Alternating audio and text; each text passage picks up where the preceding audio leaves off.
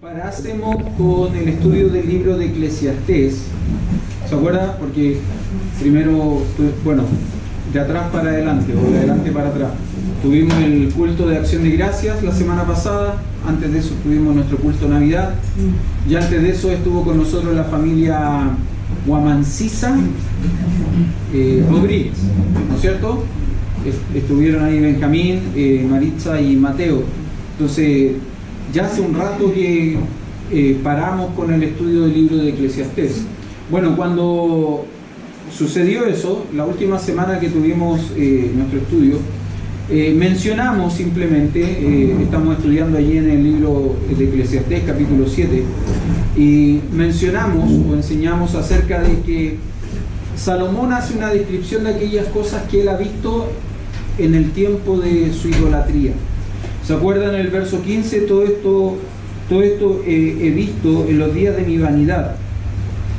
Y dijimos que era interesante porque la palabra vanidad, esta palabra vanidad particular que aparece en este libro, en este texto, no tiene que ver con el hecho de aquellas cosas que son vacías, que son vanas, que son huecas, sino que tiene que ver con aquellas cosas que son, y de hecho así se utiliza la palabra en otros pasajes. Gracias. ¿Me lo gusta hacer? ¿Hay otro? Sí. ¿No hay Coca-Cola? Será. Ya, gracias, Leito. No, está rico. Ahora me distrajo, ¿no? ¿Qué tal? La palabra vanidad, dijimos que la palabra vanidad en este pasaje particularmente, en este texto, y en otros pasajes bíblicos también, se traduce como idolatría. Como idolatría. Interesantemente. Ahora, y dijimos esto, ¿no? Recordando un poco la vida, la historia de Salomón. ¿Se acuerda que Salomón tuvo una particularidad como rey? Tuvo una gran cantidad de mujeres. En total 1000, más o menos, aproximadamente, entre esposas y concubinas, 1000. Ahora, dice que hubo un momento en la vida de Salomón en que las mujeres de Salomón apartaron el corazón de Salomón tras los dioses de las mujeres. Porque ellas venían de otros pueblos, de otras naciones, de otras culturas, tenían otras religiones, otros dioses, y habían traído sus ídolos a la casa de Salomón. ¿Y qué es lo que había sucedido? Lamentablemente, que ellos, estas mujeres, habían inclinado el corazón de Salomón tras los dioses de estas mujeres. Entonces, en esos días de idolatría, por así decirlo, está el contexto del libro de Eclesiastés. Todo el carácter que tiene el libro de Eclesiastés tiene que ver con esto, este carácter tan triste, tan en un sentido depresivo. Tiene que ver con esto, con el hecho de que Salomón está buscando algo. Está buscando lo supremo, está buscando a Dios, pero lo está buscando lejos de Dios. Y lo está buscando en ídolos que no son dioses. De eso fue de lo que hablamos antes de hacer este quiebre, ¿no? Este paréntesis. Pero también ese día yo recuerdo que les mencioné un texto que les dije que también era el centro de este pasaje para poder entender todo el contexto del pasaje. ¿Y cuál es ese texto? Verso 20. Mire conmigo por favor el verso 20.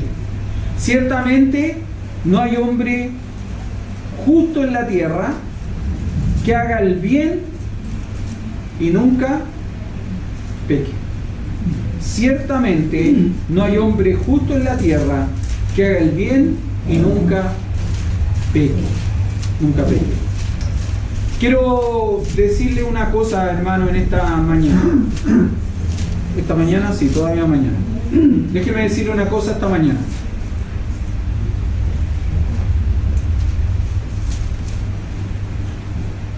Probablemente la predicación de este día no va a ser todo lo animosa que a usted le gustaría. Quizá esta mañana la predicación no le va a animar tanto. Quizá esta mañana la predicación no le va a desafiar tanto. Porque le va a decir cosas o le va a contar cosas que no son gratas de escuchar. pero también creo que la palabra de Dios no siempre tiene solamente palabras de ánimo y consuelo. La palabra de Dios también tiene palabras de verdad que necesitamos escuchar. Y la predicación de esta mañana creo que tiene que ver con esto, con poder entender, con poder conocer cosas que necesitamos saber, que necesitamos escuchar y que no necesariamente nos van a hacer ir a la casa llorando de alegría hoy día. Probablemente nos podrían hacer ir a casa llorando, pero de tristeza, no de alegría. Y prefiero advertírselo antes, prefiero, por así decirlo, anunciárselo antes y no después, porque después podría ser un poco más triste todavía, ¿no? Así que ya están advertidos, por si acaso. Ya están advertidos, por si acaso. Vamos a orar y empezamos con el estudio. Padre amado, gracias por este día. Y ahora, Señor, rogamos que usted hable a nuestros corazones por medio de su palabra. Lo pedimos por los méritos de Cristo Jesús, nuestro Salvador. Amén. Si usted pudiese mirar en mi Biblia, después quizás si quiere lo puede hacer, usted podría notar que en este pasaje, en este texto particularmente, en el verso 20, yo lo tengo destacado, lo tenía destacado de antes, y justo debajo del texto tengo una frase escrita, y la frase dice: depravación total del hombre. Depravación total del hombre. ¿Qué es la depravación total del hombre? Algunos quizás fácilmente y rápidamente podrían decir es una doctrina calvinista. ¿Por qué? Si usted conoce algo de el calvinismo, sabrá que los postulados han sido expresados en 5 puntos, lo que se llama el tulip de Calvino. Y por eso se llama el tulip, porque cada letra de tulip da inicio a una frase que inicia el postulado. Ahora, quiero expresar esto. No quiero que el día de mañana, o que este día, no el mañana, hoy día, cuando termine la reunión, alguien salga y dice: oh, el pastor se volvió calvinista. Yo no soy calvinista. Quiero decir esto. Y no creo que la doctrina de la depravación total del hombre sea una doctrina calvinista. Yo creo que es una doctrina bíblica. ¿Y cuál es la diferencia? ¿Dónde hago la diferencia? Que como doctrina es algo que la Biblia lo enseña. Yo sé que para algunos de nosotros que hemos estudiado y que hemos pasado por una escuela, estos temas no son cómodos, porque van contra nuestra escuela, van contra lo que nos enseñaron en nuestra escuela. Pero son cosas que la palabra del Señor enseña. Y yo no me debo abanderizar por lo que mi escuela me enseña, sino que me debo abanderizar por lo que la palabra de Dios enseña. Porque ahí está la fuente de toda verdad. No en mi escuela. No en mi escuela. Ahora, yo confío algo. Mi escuela es buena. No porque sea mi escuela, no porque yo haya estudiado ahí, sino porque creo que es una buena escuela. ¿Sí? Ahora, ¿qué es la depravación total del hombre? ¿Alguien sabe? Los más busquillas, los más estudiosos, ¿alguien sabe a qué se refiere la depravación total del hombre? ¿Qué es depravación? Partamos por ahí. ¿Cómo se define depravación? Cuando alguien dice: oh, este es un hombre depravado, esta es una mujer depravada, ¿qué estamos diciendo a esa persona? Le estamos tirando flores, ¿no? Algo bonito. Personas de malos pensamientos, de malos sentimientos. Estamos básicamente resaltando que en él se manifiesta o se evidencia maldad. ¿Sí? Que hay algo en esa persona que no es bueno, que no es sano. ¿Sí? En un sentido. Eso es lo que estamos diciendo cuando decimos que alguien es un depravado. Ahora, cuando decimos que la depravación es total, ¿qué estamos diciendo? Nada bueno. Que no hay nada bueno. En esa persona no hay nada bueno. Básicamente eso es. Y la enseñanza de la doctrina de la depravación total del hombre, bíblicamente enseña eso, que en el hombre no hay nada bueno. En el hombre natural no hay nada bueno. Y aún peor, el hombre natural es incapaz, tiene la incapacidad por sí mismo de buscar a Dios. Yo no sé si usted recuerda, yo en algún momento les conté esta historia. No sé si en primero o segundo año, cuando volví a mi iglesia, conocí una mujer, una señora, que estaba congregándose en nuestra iglesia, allí en la iglesia de Betania, en Peñalolén. En Peñalolén. Y conversando con ella un día, me contó que ella había pasado por distintas religiones. Había estado con los budistas, había estado con los los hinduistas, y así, por otros istas más. Después pasó por los metodistas, para seguir con los istas, ¿no? Pasó por una iglesia pentecostal. Estuvo con los adventistas. Y en ese tiempo, después de haber pasado por varios istas, estaba con los bautistas. Y cuando le pregunté por qué, ella me dijo que estoy en una búsqueda de Dios. Ahora, si usted va conmigo a Romanos capítulo 3, Romanos capítulo 3, y mira en el verso 10 en adelante, dice lo siguiente: como está escrito, no hay justo ni aun uno, no hay quien entienda. Mire lo que dice esto ahora: no hay quien busque a Dios. Entonces yo pensaba, ¿no? Como la Biblia dice, no hay quien busque a Dios. Pero esta mujer ha pasado por una cantidad de religiones impresionantes. ¿Por qué? ¿Cuál era el motivo? ¿Cuál fue la razón que ella me dio para decirme por qué había pasado por todos los istas que había pasado? ¿Qué estaba haciendo? Gracias, Martita. Estaba buscando a Dios. Ay, pero ¿cómo si la Biblia dice no hay quien busque a Dios y esta mujer estaba en una búsqueda constante de Dios? Si sabe lo que pasa es que el texto, si usted lo mira, no hay quien busque a Dios, tiene una condicionante. No hay quien busque a Dios como Dios debe ser buscado, no como el hombre quiere buscarlo. ¿Usted ha escuchado esa expresión, no? A veces le preguntamos a la gente, ¿usted cree en Dios? Sí, a mi manera. El problema es que generalmente la manera en que el hombre cree o en que el hombre busca no es la manera en que Dios debe ser creído ni la manera en que Dios debe ser buscado. Eso habla, ¿sabe de qué, no? De que nuestro corazón natural no tiene la capacidad. Por eso se habla de la total depravación del hombre, porque en el hombre no hay nada bueno, en el hombre natural. Pero además el hombre está incapacitado de buscar a Dios por sí mismo, por sí mismo.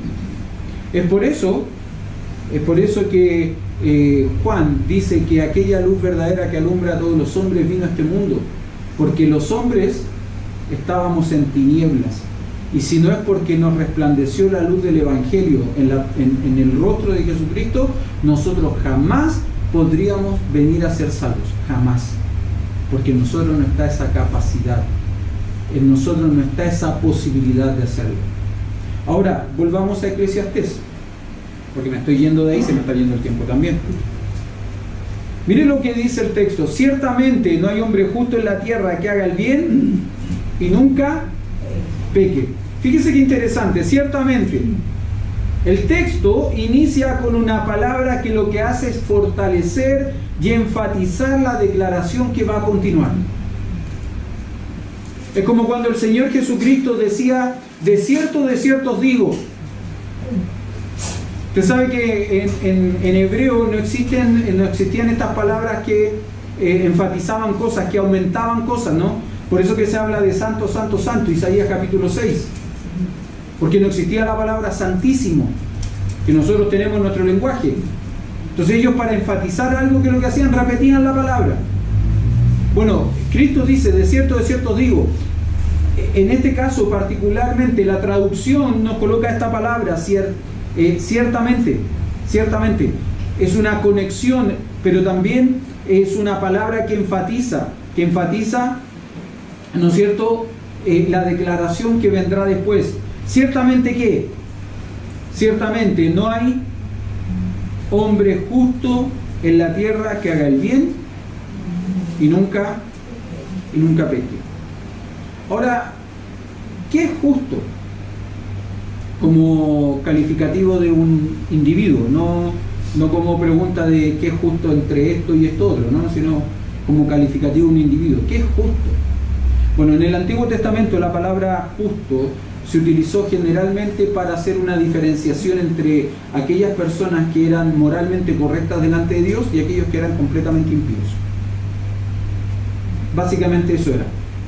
De hecho, por ejemplo, usted puede hacer o puede notar una comparación. Mire, vaya conmigo a Génesis capítulo 18. Génesis capítulo 18.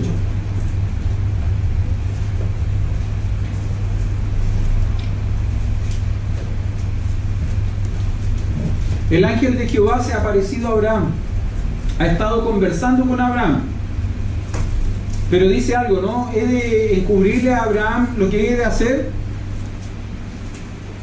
refiriéndose a lo que iba a hacer el ángel de Jehová, o los ángeles particularmente en Sodoma, ¿no? Sodoma y Gomorra. Cuando le declara a Abraham que estas ciudades van a ser destruidas, ¿qué es lo que hace Abraham? Intercede por ellas. Y al interceder, Génesis capítulo 18, el verso 23 al 25 dice lo siguiente: y se acercó a Abraham y dijo, ¿destruirás también al justo con el impío? ¿Se acuerda cómo Abraham está usando la palabra para hacer una comparación? Y la idea aquí de justo también podría ser inocente. ¿Va a destruir al inocente? ¿O va a destruir al pío con el impío? El pío es el que ejerce la piedad, por si acaso. Una persona que tiene un pensamiento pro Dios. ¿Va a destruir también al justo con el impío? Quizá haya 50 justos dentro de la ciudad. ¿Destruirás también y no perdonarás al lugar por amor a los 50 justos que estén dentro de él? Lejos de ti el hacer tal cosa, el hacer tal, que hagas morir ¿a quién? Al justo con el impío. De nuevo la comparación, ¿no? Que hagas morir al justo con el impío y que sea el justo tratado como el impío. Nunca tal hagas. El juez de toda la tierra no ha de hacer lo que es justo. ¿Se da cuenta cómo apela Abraham a Dios? Dios, cuidado, a lo mejor hay justo. Es como si Dios no supiera, ¿no? Dios sabe. Dios sabe que en esa ciudad hay justos. ¿Cuántos justos? El tema es que Abraham está tratando de defender ¿a quién? ¿Está tratando de defender a la ciudad? ¿A quién está tratando de cuidar? Hermano, una pregunta. No respondan sí o no levanten la mano. Pero, ¿están siguiendo su lectura bíblica? ¿No? Yo le animé a leer, ¿no? ¿Sí? Bueno, si lo están haciendo, entonces pasaron por estos pasajes. Porque ya pasamos. ¿A quién está defendiendo Abraham? A Lot, su sobrino. Está defendiendo a Lot y a su familia. El tema es que pareciera que bueno, no pareciera, de hecho es el único justo allí, entre comillas, era Lot. Su esposa no lo era, y sus hijas, como vimos después en la descripción del texto, tampoco lo eran. Ahora, como dije, justo también se puede traducir como inocente, ¿no? Si usted mira, por ejemplo, en Génesis capítulo 20, verso 4, Génesis 24, dice lo siguiente: mas Abimelech no se había llegado a ella y dijo, Señor, ¿matarás también al inocente? Lo que leímos hoy día, ¿no?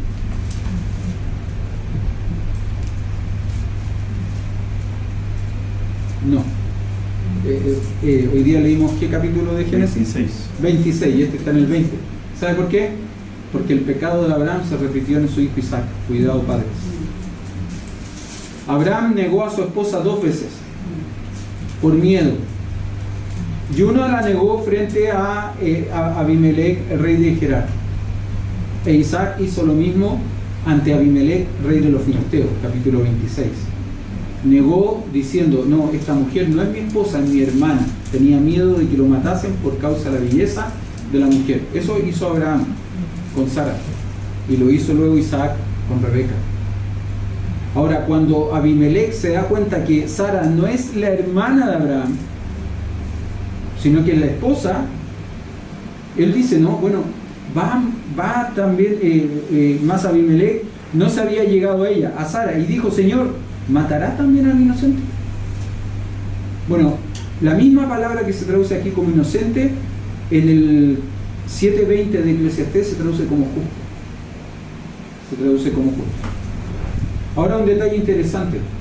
La palabra justo se utilizó para describir a hombres de Dios en la Escritura, en el Antiguo Testamento. Por ejemplo, si usted va a Génesis capítulo 6, versos 5 y verso 6, dice lo siguiente: y vio Jehová que la maldad... me adelanté. Génesis capítulo 6, verso 9, eso es. Dice lo siguiente: estas son las generaciones de ¿quién? De Noé.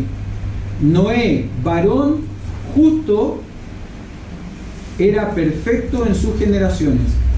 Con Dios caminó Noé. Y si usted avanza al siguiente capítulo, verso 1 del capítulo 7, dice: dijo luego Jehová a Noé: entra tú y toda tu casa en el arca, porque a ti he visto justo delante de mí en esta generación. Interesante, ¿no? Porque Noé sí fue declarado justo en su generación. No sé si recuerdan no sé si recuerdan cuál era la declaración de Jack Wilson respecto de las generaciones. ¿No? Iván, ¿no? Jacqueline.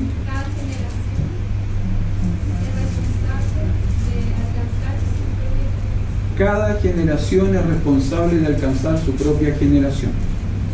Así que, hermano, si usted es parte de la tercera edad, usted es responsable de alcanzar gente de la tercera edad. Si usted es un joven, es responsable de alcanzar a un joven. Si usted es un adulto, es responsable de alcanzar a un adulto. Si usted es un niño, bueno, los niños están adentro, son responsables de alcanzar a un niño. Esa es la realidad. Cada generación es responsable de alcanzar a su generación. ¿Sabe que eso? ¿Por qué me acuerdo? ¿Por qué cito esta frase? Por lo que dice de Noé. Porque dice que no era perfecto en su generación, no en otra. Él era justo, perfecto en su generación. Ahora hay un detalle interesante, ¿no? Que nosotros debemos entender y debemos conocer cómo era la generación de Noé. Y no sé si usted recuerda cómo era la generación de Noé. Buena, ¿no? Ejemplar. Tan ejemplar que Dios decidió eliminarla y salvar solo a Noé y su familia. Así de buena era la generación de Noé. Génesis capítulo 6, mire, vea conmigo en Génesis capítulo 6 lo que dice, versos 5 y verso 6, hablando de la generación de Noé. Y vio Jehová que la maldad de los hombres era mucha en la tierra, y que todo el signo de los pensamientos del corazón de ellos era de continuo, solamente, ¿qué cosa? El mal. ¿Sabe cuál es la, cómo se podría traducir designio? Intención. Todas las intenciones del corazón de los hombres era de continuo, ¿hacia qué?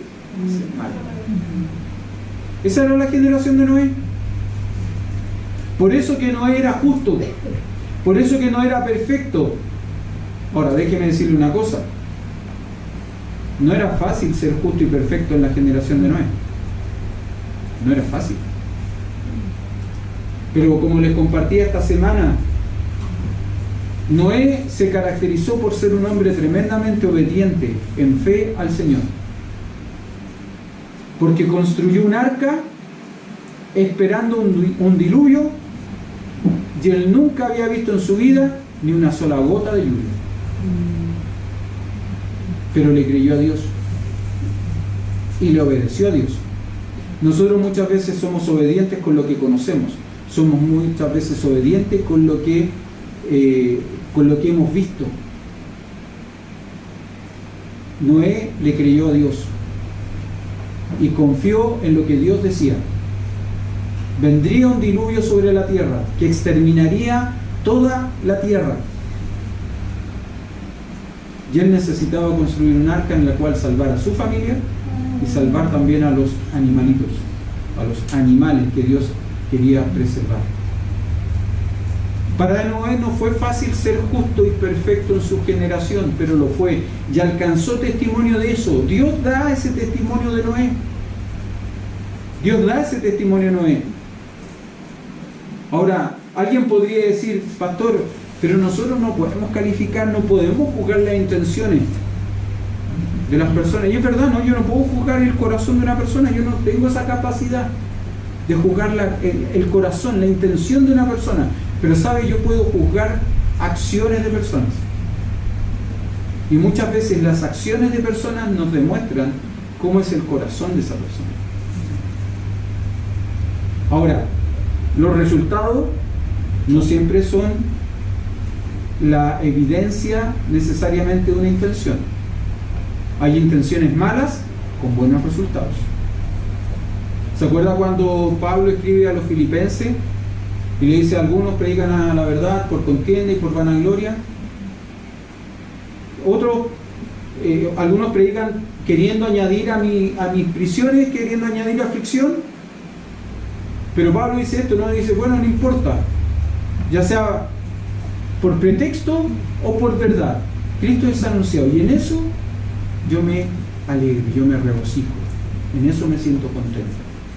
Hermano, déjeme decirle una cosa, a veces hay malas intenciones que tienen buenos resultados, tienen buenos frutos, y a veces hay buenas intenciones que no tienen fruto. Ahí tiene el testimonio de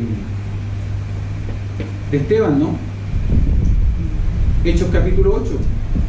Quizás la predicación más hermosa de todo el Nuevo Testamento, después de los sermones del monte, después de los sermones de Jesucristo en el Evangelio. Probablemente la predicación de Esteban es una de las predicaciones más hermosas de todo el Nuevo Testamento. Pero Esteban murió sin ver fruto. Esteban murió y no vio a una sola persona convertida por su predicación. Pero su influencia probablemente afectó la vida de alguien que sí vino después, con los años, a ser probablemente el hombre más influyente de todo el Nuevo Testamento, como es el apóstol Pablo. Hermano, es verdad, yo no puedo juzgar intenciones. Ahora, déjeme decirle una cosa, yo no, Dios sí. De hecho, Él dice, ¿no? Dice en su palabra, Salmo 139, versos 23 y 24, examíname, Dios, y conoce mi corazón, pruébame y conoce mis pensamientos. Porque Dios puede hacer eso. Nosotros no podemos, yo no puedo hacer eso, pero Dios sí puede. El mismo Salomón escribe en el Proverbios capítulo 21, verso 2, todo camino del hombre es recto en su propia opinión, pero Jehová, ¿qué es lo que hace? Pesa los corazones. Es como si los pusiera en una balanza y dijese, ¿está de acuerdo al peso que corresponde? ¿Sí o no? Sí. Dios sí puede hacer eso. Dios sí puede hacer eso. Ahora, podríamos pensar que después del diluvio los hombres cambiaron, ¿no? Ya que fueron exterminados casi por completo, solamente quedó la familia de Noé. Bueno, ellos cambiaron completamente. No, no fue así. Y usted lo ve en el relato bíblico, ¿no? Noé plantó una viña, cosechó la viña, preparó juguito y terminó durmiendo desnudo, borracho. ¿Era lo que Dios quería? No. ¿Qué hicieron los hijos? ¿O qué hizo uno de sus hijos?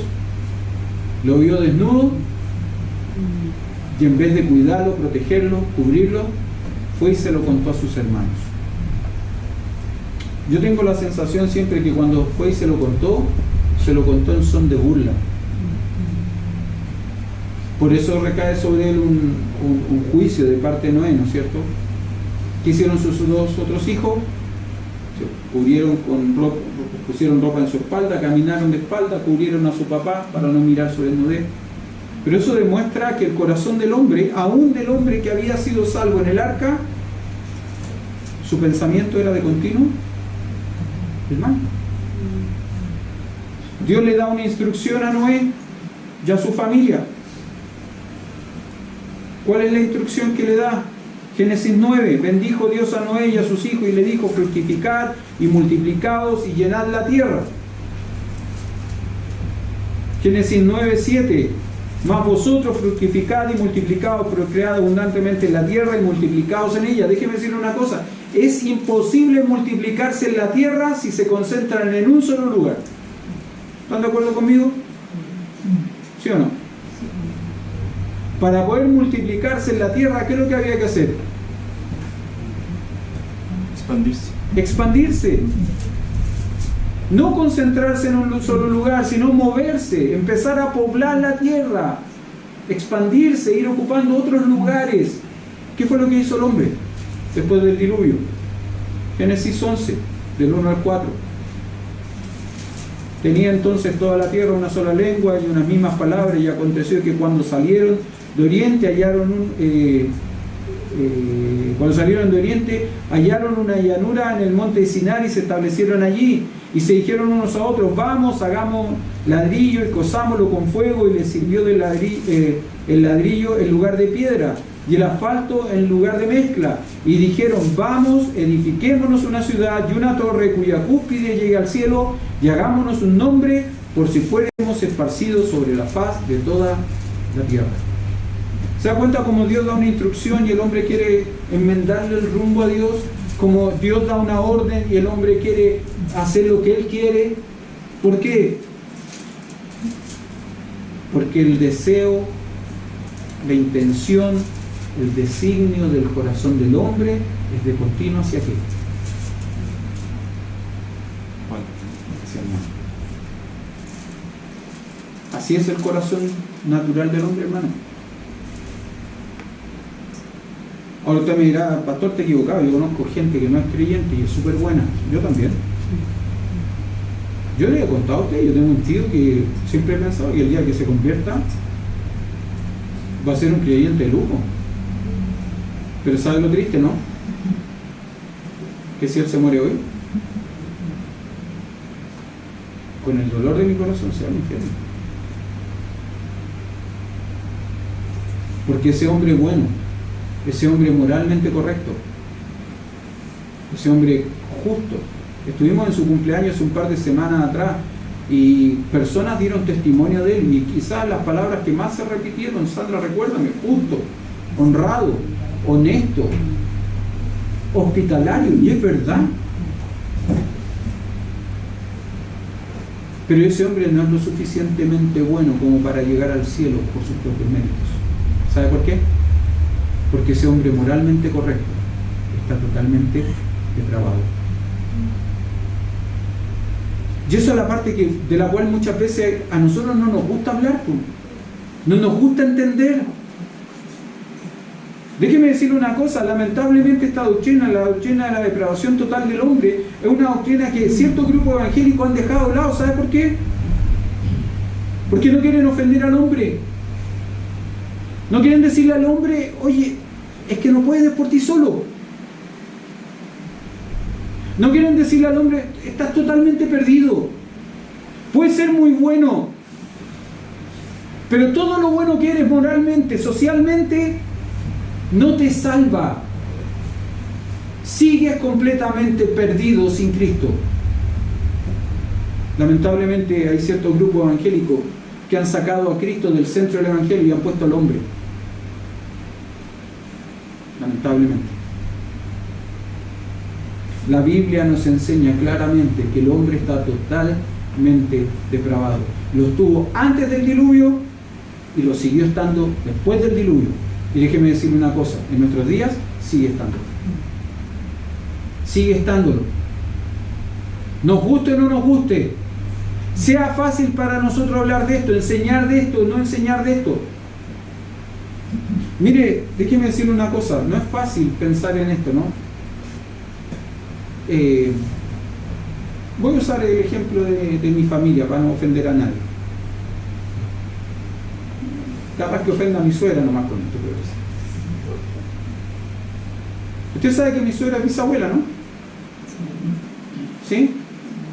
Y yo ahora cuando veo la foto de la bisnieta, creo que todavía no le imprimen del bisnieto, ¿no? Todavía no. Y mira la foto de la bisnieta y llora y le da besos. Ay, te amo. Qué linda. Sí, linda, ¿no? Hermoso. Hermosa, preciosa, ¿no? Sí. Totalmente depravada.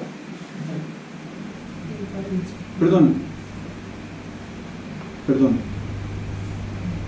¿Fue agradable lo que dije? No, No es cierto. ¿Fue lindo lo que dije? sí. No me estoy burlando y no la estoy ofendiendo. Lamentablemente, escúchame bien. No estoy ofendiendo a la niña. Amo a esa niña, no la conozco, la amo. Pero estoy constatando una realidad. Estoy constatando una verdad. Esa niña pequeña, sin Cristo, está totalmente depravada. Y alguien me dirá, pero ella no evidencia todavía su maldad. No, pero lo va a hacer. Cuando su mamá la llame y ella se vaya en vez de venir, lo va a hacer. Cuando su hermano le quiera tomar un juguete y esa niña le diga, no, mío, lo va a hacer. Cuando su mamá le diga, dime algo, pásame algo, y ella le diga, no, lo va a hacer. Porque interesantemente a nosotros nadie nos enseña a decir mío. A nosotros nadie nos enseña a decir no. A nosotros nadie nos enseña a desobedecer. Eso lo traemos, por así decirlo, en nuestra naturaleza pecaminosa, en nuestra naturaleza caída. Y eso no va a cambiar mientras que nosotros no seamos salvos. Mientras que no tengamos un encuentro personal con Jesucristo, esa naturaleza pecaminosa totalmente depravada no va a cambiar en nosotros. Es un poco fuerte lo que les dije, yo lo sé. Decir que esa niña preciosa, amorosa, tierna, cariñosa, todas las virtudes que ustedes puedan decir de la pequeña, concluirlas diciendo está totalmente depravada, no es fácil. Pero déjeme decirle, esa es la realidad de todos los hombres sin Cristo. No importa la edad que tenga. Por eso que es tan importante que cuando usted tiene un hijo pequeñito, usted tiene un nieto, una nieta, una bisnieta, un bisnieto pequeñito, usted desde ya esté orando por la salvación de ese pequeño. Por eso que es tan importante. Porque usted es responsable delante del Señor, porque usted conoce la verdad, Él no. Usted conoce la verdad, Él no. Ciertamente no hay hombre justo en la tierra, dice Salomón, que haga el bien y nunca peque. De nuevo, no, pero pastor, yo conozco gente buena. Sí, yo también. Yo también conozco gente buena, ya les puse un caso, ¿no? Conozco gente buena. Tengo un amigo querido, muy querido, Genaro. Fuimos compañeros por casi 12 años en Copec. Amigos. Le prediqué el evangelio un montón de veces, nunca quiso creer en Cristo como su Salvador. Católico pechoño. El que yo le he contado que tiene un certificado del Papa por su matrimonio. Le mandaron, imagínense, del Vaticano le mandaron un certificado por su boda. Pechoño. Un puro problema tenía. Chuncho. Manso. No se era divertido. Porque él me decía, yo soy chuncho, tú soy indio. Yo soy católico, tú soy canuto. Vamos a quedar hasta ahí nomás. Había más cosas que nos diferenciaban. Había más cosas que nos diferenciaban. Amigo, buen hombre, buen esposo, buen hijo, buen padre de familia. Pero que se muere hoy, no va al cielo. No porque lo digo yo, porque la Biblia lo dice. Porque no es todo lo justo delante de los ojos de Dios. Porque la justicia de Cristo no ha sido aplicada. ¿Se acuerdan lo que dice Romanos 5.1, no? Justificados pues por la fe, tenemos paz para con Dios. Somos justificados en la persona, solo en la persona de Jesucristo. Ahora, ¿se acuerda que yo le decía al principio que hoy día probablemente la predicación no iba a ser tan animosa? No iba a ser una predicación que dijera, ¡ay, qué alegría! Somos esto. Porque yo espero que ninguno de ustedes salga diciendo, ¡qué alegría! Soy un depravado total delante del Señor. Espero que nadie salga diciendo eso, ¿no? Porque de partida, si usted es un hijo de Dios, ya no es eso. Déjeme decir eso. Si usted es un hijo de Dios, ya no es eso. Ahora, como le decía, no sé si logra notar, pero la descripción que la Biblia hace del hombre no es positiva. La descripción que Dios hace en su palabra del hombre no es buena, no es positiva, es bastante negativa. Fíjese, Salomón sigue escribiendo, ¿no? Sigue diciendo lo siguiente,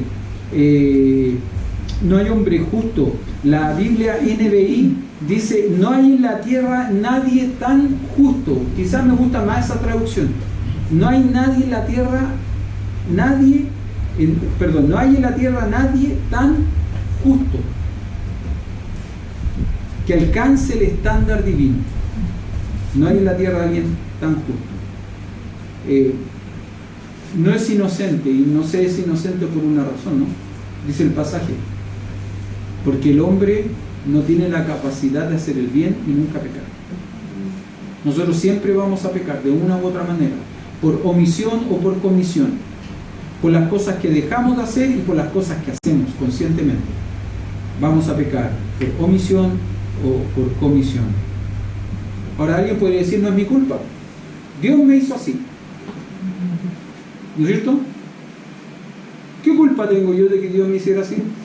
El tema es que Dios no nos hizo así, pues. Si usted mira el verso 29, al final del capítulo 7 de Eclesiastés, dice lo siguiente: aquí solamente esto he hallado, que Dios hizo al hombre, ¿de qué manera? Recto.